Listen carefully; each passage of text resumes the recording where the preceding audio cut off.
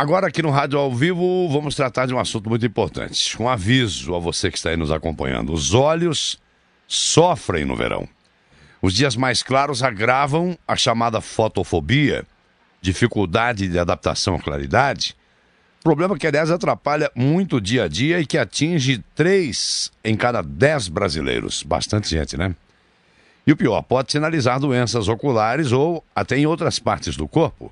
Vamos buscar orientação hoje aqui sobre fotofobia com o oftalmologista do Instituto Penido Burnier, Dr. Leôncio Queiroz Neto. Boa noite, Dr. Leôncio. Boa noite, Menegatti.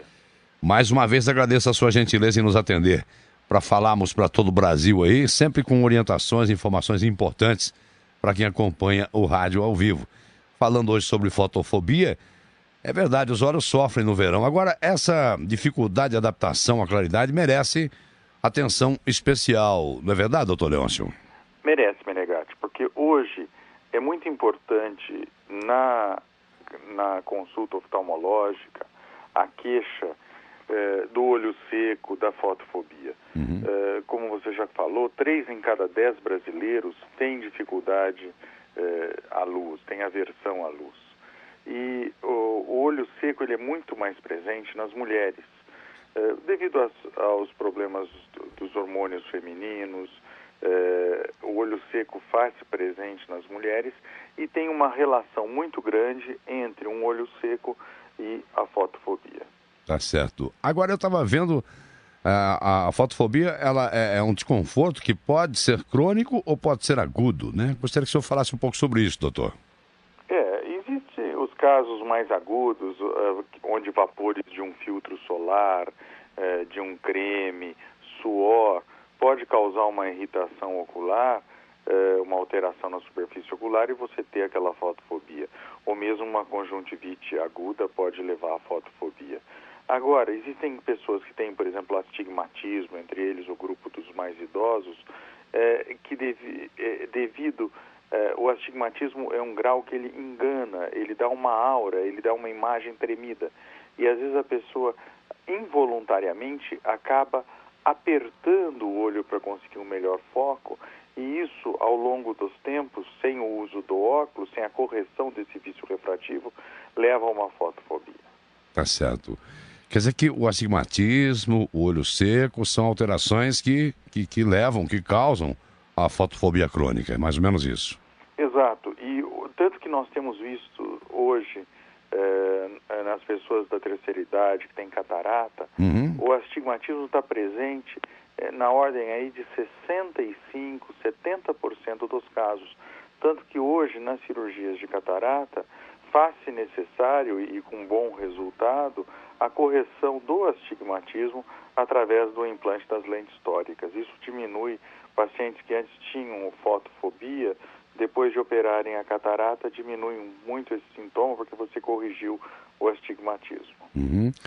Agora, uma dieta pode melhorar esse desconforto, doutor? Uma boa dieta? Através da dieta, você pode melhorar a função lacrimal, você pode melhorar o filme lacrimal, as camadas que compõem a lágrima. E principalmente aí a vitamina A e E, o ômega 3 estão presentes aí na linhaça, nas frutas secas, em algumas leguminosas também. Porque é um desconforto muito grande, né? A gente às vezes, né, pensa que é algo de menor importância, o problema do olho seco, da fotofobia, só que chega a atrapalhar a vida da pessoa a ponto dela ter que, de repente, não poder cumprir determinados compromissos, quer dizer, atrapalha o dia a dia, atrapalha a sua atividade profissional, inclusive, né, doutor? Sem dúvida. Uma boa qualidade visual melhora muito o seu estilo de vida, e a fotofobia, num país como o nosso, que tem uma alta carga solar, como o verão, então ela acaba tirando a pessoa, muitas vezes, dos seus afazeres ou evitando algumas situações para que não tenha esse desconforto. Agora, o astigmatismo, por exemplo, ele aumenta à medida que a gente envelhece, não é verdade? Nós tínhamos aí feito um levantamento em torno aí de 1.000 pacientes e nós vimos que, enquanto a população jovem, o astigmatismo está presente em até 15%, no grupo com mais idade, nós verificamos que ele está presente até em 38%, quase 40%. Isso explica pela córnea, muitas vezes pelo peso das pálpebras,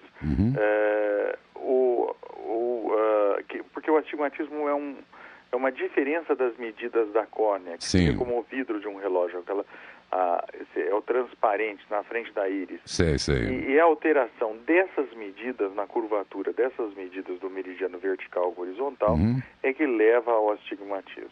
Ah, tá certo. E aumenta, então, a sensibilidade à luz nesses casos aí, né? Exatamente. Tá certo. Agora, e para amenizar a fotofobia, por exemplo, vamos falar entre jovens, a solução qual seria, doutor? Olha, entre jovens, primeiro é sempre afastar se a superfície ocular está bem, se há uma boa função do filme lacrimal, ou seja, afastar qualquer indício de olho seco, o que é mais raro no jovem. Nos jovens, geralmente está relacionado ao astigmatismo, e você corrige isso, muitas vezes até com óculos solar ou com óculos incolor que tenha o grau adequado após uma refração. Nos idosos, nós temos que, de novo, fazer a pesquisa do olho seco, principalmente nas mulheres, e, segundo, pesquisarmos se há ou não a necessidade da correção do astigmatismo. Certo. Agora, para quem já está numa idade mais avançada e tem catarata, por exemplo, aí, no caso, a solução é sempre a cirurgia, né, doutor, de catarata? Bom, a catarata, ela retira a qualidade de visão e a qualidade de vida do portador da catarata. E ela causa, por si só, dependendo da posição que a catarata esteja no cristalino, além da baixa visão, também fotofobia. E tendo associado astigmatismo e olho seco, esse quadro pode se exacerbar um pouquinho mais no portador de catarata. É verdade que, em muitos casos, em grande parte dos casos, o implante dessa lente, né, intraocular, que é a técnica usada na cirurgia de catarata, só me corrija se eu estiver errado, já por si só afasta a necessidade de usar óculos e possibilita enxergar à distância, doutor, ou não? Eu diria para você, Menegatti, que a oftalmologia, por ter os olhos um fácil acesso, um ambiente ideal de estudo, de pesquisas, é uma das especialidades que mais absorveu tecnologia nos últimos tempos. Que bom, né? E hoje a cirurgia de catarata ela está num estado da arte, ou seja, permite ao cirurgião estudar bem aquele olho que vai implantar e você fazer quase que uma personalização da cirurgia para aquele paciente. E nesses casos você vai corrigir não só a hipermetropia, como a miopia, e você consegue corrigir o astigmatismo e até algumas outras imperfeições da córnea, que nós chamamos de aberrações da córnea. Hoje, com a com a grande grade de lentes intraoculares que nós temos disponíveis no mercado, e com os estudos da superfície da córnea, você realmente tem conseguido uma boa acuidade visual, uma boa melhora na qualidade de vida e da visão desses pacientes operados de catarata. Olha que importante, hein? Agora, eu queria saber, ainda falando da fotofobia, ela pode também estar relacionada, dizíamos no início, a outras doenças. Quais seriam essas doenças, doutor? Olha, um recém-nascido que tenha muita aversão à luz, que não consiga abrir os olhos, tem uma fotofobia, uma criança ali de uns 4 ou 5 anos de idade, isso pode ser fruto de um edema de córnea, ou seja, de um inchaço dessa córnea que leva a fotofobia. E isso tem os glaucomas, tem o glaucoma congênito ou glaucoma juvenil, que podem ocorrer nessa faixa etária. Não podemos nos esquecer que as uveites, né, que é a inflamação da capa vascular do globo ocular, também pode levar a casos de fotofobia. E as uveites podem estar ligadas a doenças autoimunes, podem estar ligadas a doenças infecciosas. É uma gama muito grande. Então, ou seja, a fotofobia, ela merece ser pesquisada em qualquer idade, porque ela pode ser um sinal de alguma outra doença que esteja ocorrendo até mesmo de uma forma sistêmica. Tá certo. A enxaqueca, por exemplo, pode também provocar a fotofobia? vários tipos de enxaqueca, entre elas a enxaqueca vasoativa, Sim.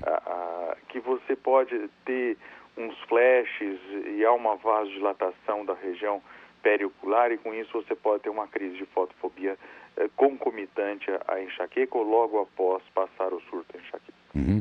Bom, o senhor falou com relação às crianças, é importante que os pais estejam atentos também e lembrem da necessidade de ter sempre um acompanhamento assíduo do oftalmologista, né, doutor Queiroz?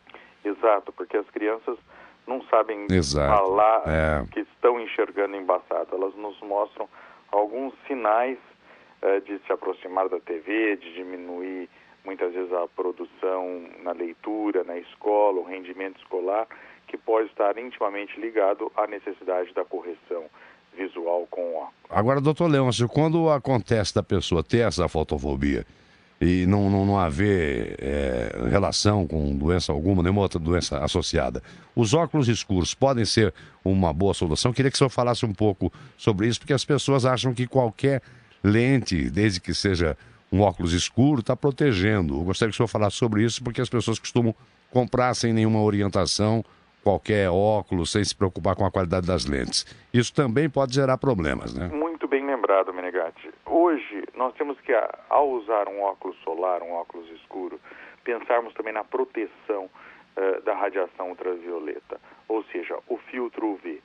O filtro UV, ele independe da coloração da lente. Ele pode ser aplicado numa lente incolor de grau ou numa lente solar, já com alguma tonalidade. Sim.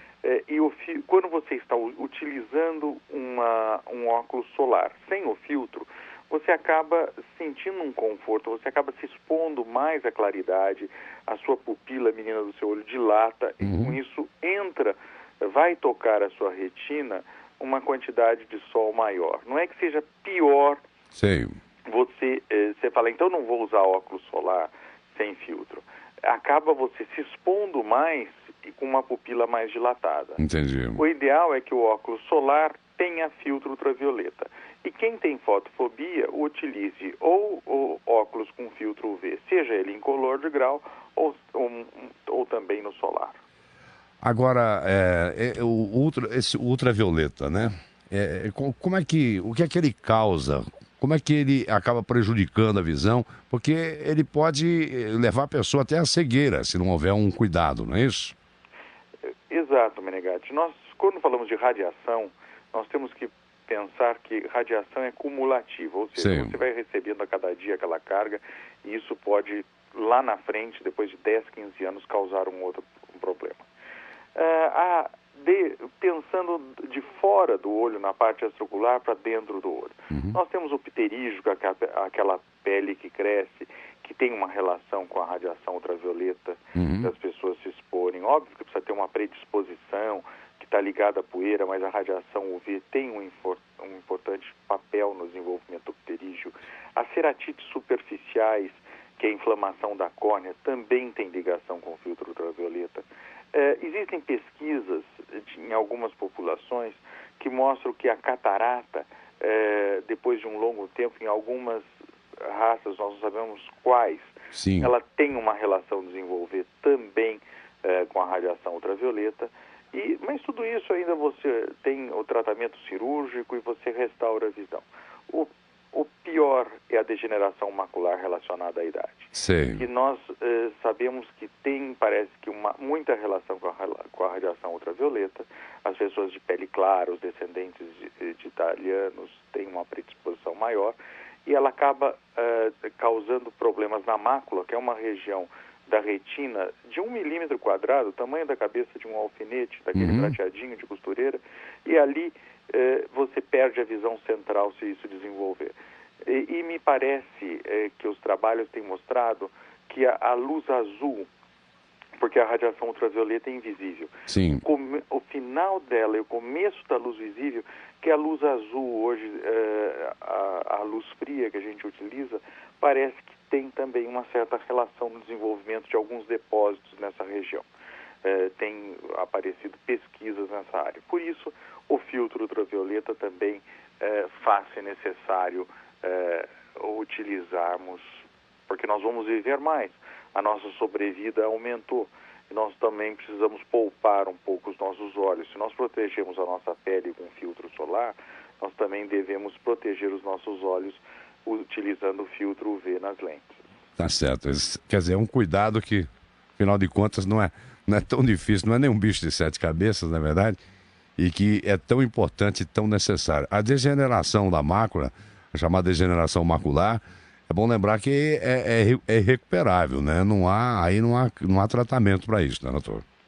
Nós temos começado a fazer injeções intraoculares com substâncias vasoativas, mas infelizmente alguns casos têm melhorado, outros não. Sim. Ainda não temos a droga ideal para isso. Estamos começando a tratar a degeneração e temos que tratar nós vemos que os casos que evoluem melhor são os tratados na fase mais precoce possível. Tá aí, gente. Então tá aí, o verão tá chegando, né? Então, não usando como trocadilho, mas olhos abertos, hein, para o verão. Cuidado com seus olhos para que eles estejam bem abertos e enxergando bem. Cuide bem dos seus olhos para que você tenha... Afinal de contas, né? A visão é algo tão importante, né? 80%, por exemplo, de toda a interação que nós temos com o meio ambiente depende do quê? Depende da visão. Portanto, todo cuidado é pouco.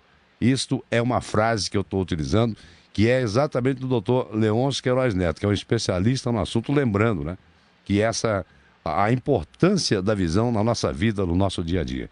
Um pouco de cuidado com a visão, portanto, não custa nada e nós devemos estar sempre preocupados com isso. Doutor Leôncio, podia passar o endereço eletrônico para as pessoas que tenham alguma dúvida a mais, por favor? Tem o meu site, que é o www.drqueirozneto.com.br.